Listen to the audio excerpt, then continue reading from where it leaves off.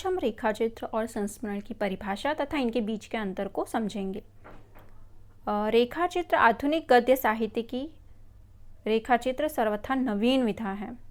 रेखाचित्र वास्तव में चित्रकला का शब्द है जो अंग्रेजी के स्केच का पर्याय है। ठीक है, रेखाचित्र जो शब्द है ये स्केच का पर्याय है जो कि अंग्रेजी शब्द है स्केच, और इसका हिंदी है रेखा चित्र।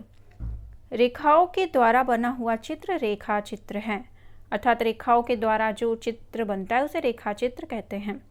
चित्र में जो काम रेखाएं करती हैं वही काम रेखा चित्र में शब्द करते हैं।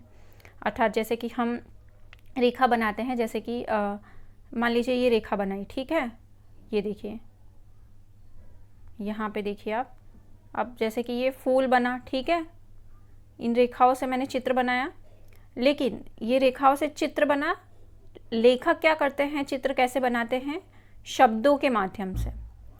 शब्द के माध्यम से जो रेखा चित्र बनता है, अर्थात जैसे जैसे कहानी आगे बढ़ती है उसकी छाप, उसकी जो चित्र है वो हमारे मन मस्तिष्क में बनता चला जाता है, उसे रेखा चित्र कहते हैं।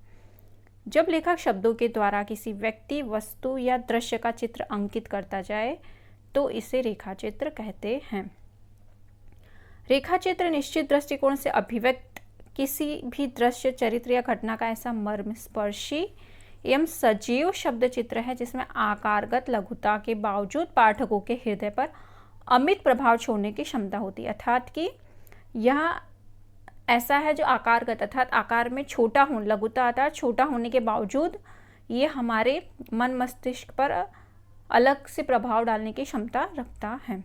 ठीक है, आगे रेखा चित्र के तत्व, विषयबद्धता, अर्थात जो भी विषय का चुनाव किया गया है, पेड़, पशु, पक्षी, मनुष्य, तो उस विषय से इधर उधर ना हो, उस विषय को बांधे रखें पूरे रेखा चित्र में, वो होता है विषयबद्धता। सरसता अर्थात रोचक होना चाहिए। संस्मरणात्मकता, अब देखिए संस्मरण तो संस्मरणात्मकता होती ही है, लेकिन रेखा चित्र भी संस्मरण के आधार पर अर्थात स्मृति के आधार पर लिखा जा सकता है, उसमें संस्मरणात्मकता होनी चाहिए। चित्रात्मकता, अर्थात जिन शब्दों का चुनाव किया जाए वो ऐसे होने चाहिए कि जैसे जैसे पाठक पढ़ता जाए उसके मन मस्तिष्क में वो चित्र बनता चला जाए। बिंबात्मकता, अर्थात कि जो चीज़ें जैसी हैं उसका बिंब पाठक के पढ़ते समय आ जाए। एकात्मकता, अर्थात बिखराव नहीं होना चाहिए, जो जिस विषय का भी चुनाव किया गया है उसे उसमें एकात्मकता होनी चाहिए, अलग अलग इधर उधर ना हो विषय। तटस्थता, ये सभी जो है वे रेखा चित्र के तत्व हैं। रेखा चित्र की प्रमुख लाक्षणिकताएं जो इस प्रकार हैं। कल्पना की अपेक्षा इसमें वास्तविकता का प्राधान्य होता है। जिस व्यक्ति, वस्तु आदि का रेखा चित्र तैयार करना हो उसके प्रति लेखक का घनिष्ठ रागात्मक संबंध हो। चित्रात्मक सूझ भी आवश्यक है। ठीक है, महादेवी वर्मा के रेखाचित्र इन सभी विशेषताओं से पूर्ण हैं। हिंदी में कई प्रकार के रेखाचित्र लिखे गए हैं जिनमें मनोवैज्ञानिक, ऐतिहासिक, घटना प्रधान, परिवेश प्रधान, व्यंग प्रधान, व्यक्ति प्रधान या आत्मपरक मुख्य हैं। हिंदी के प्रसिद्ध रेखाचित्रकारों में महादेवी वर्मा, रामवृक्ष बेनीपुरी, कन्हैयालाल मिश्र, जयनाथ नलीन, बेढब बनारसी, श्रीराम शर्मा आदि मुख्य हैं। संस्मरण, अब हम जानेंगे संस्मरण क्या है। समयक स्मरण अर्थात संस्मरण, किसी महान या स्मरणीय व्यक्ति या घटना की यादों को लेकर लिखा गया चित्रण संस्मरण है, लेकर दिया गया चित्रण संस्मरण है।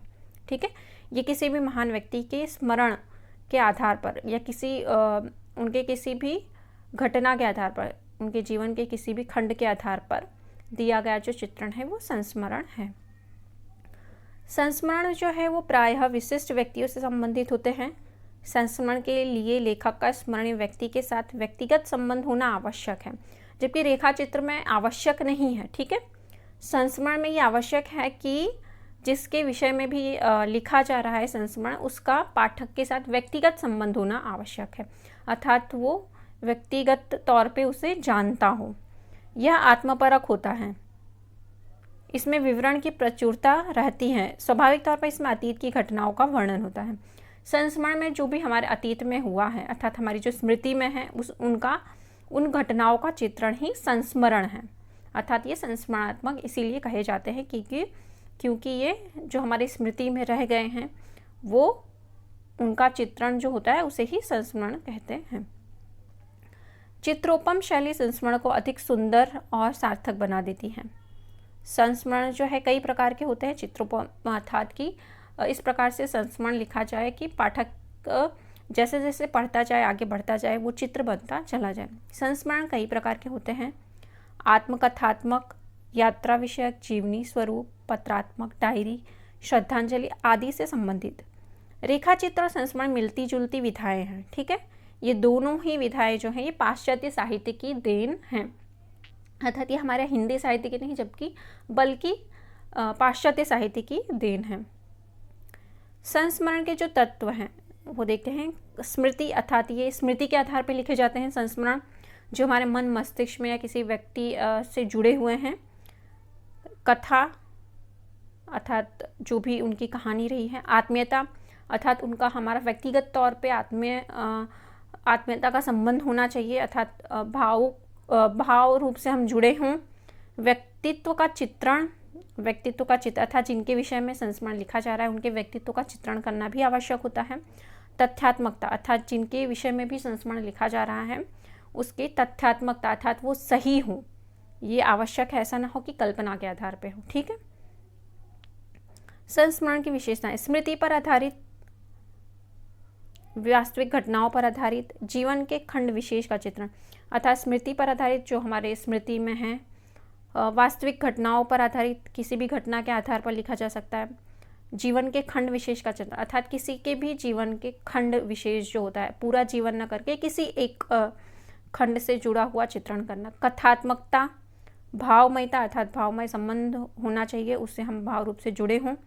आत्म अभिव्यक्ति अर्थात कि इसमें हमें अपनी भी आत्म अभिव्यक्ति करनी होती है, यानी खुद की अभिव्यक्ति भी करनी होती है। एकात्मकता अर्थात जो जिस विषय भी संस्मरण लिखा जा रहा है उसमें बिखराव ना हो, इधर उधर विषय ना हो, वो एकात्मकता एक रास्ता होनी चाहिए उसमें।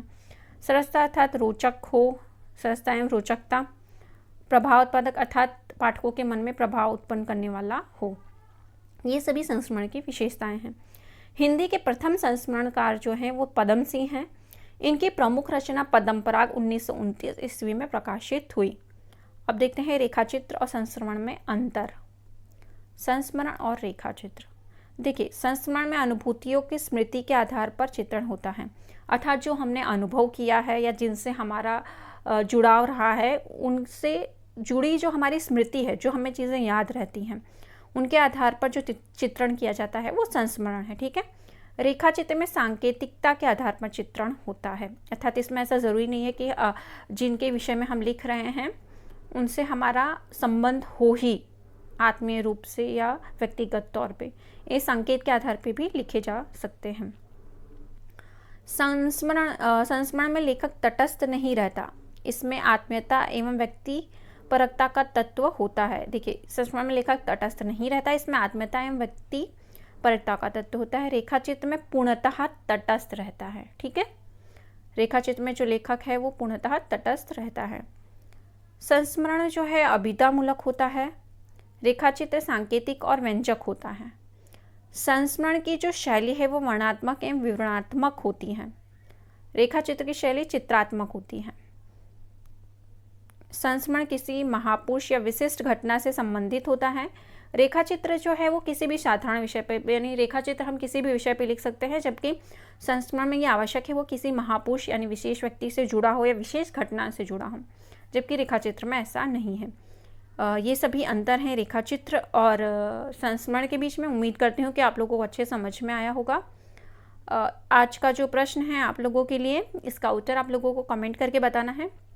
जब लेखक शब्दों के द्वारा किसी व्यक्ति, वस्तु या दृश्य का चित्र अंकित करता जाए उसे क्या कहते हैं? संस्मरण या रेखाचित्र? कमेंट करके बताइए। वीडियो अगर आप लोगों को अच्छी लगी है तो वीडियो को लाइक, शेयर और सब्सक्राइब कर लीजिए। वीडियो देखने के लिए धन्यवाद।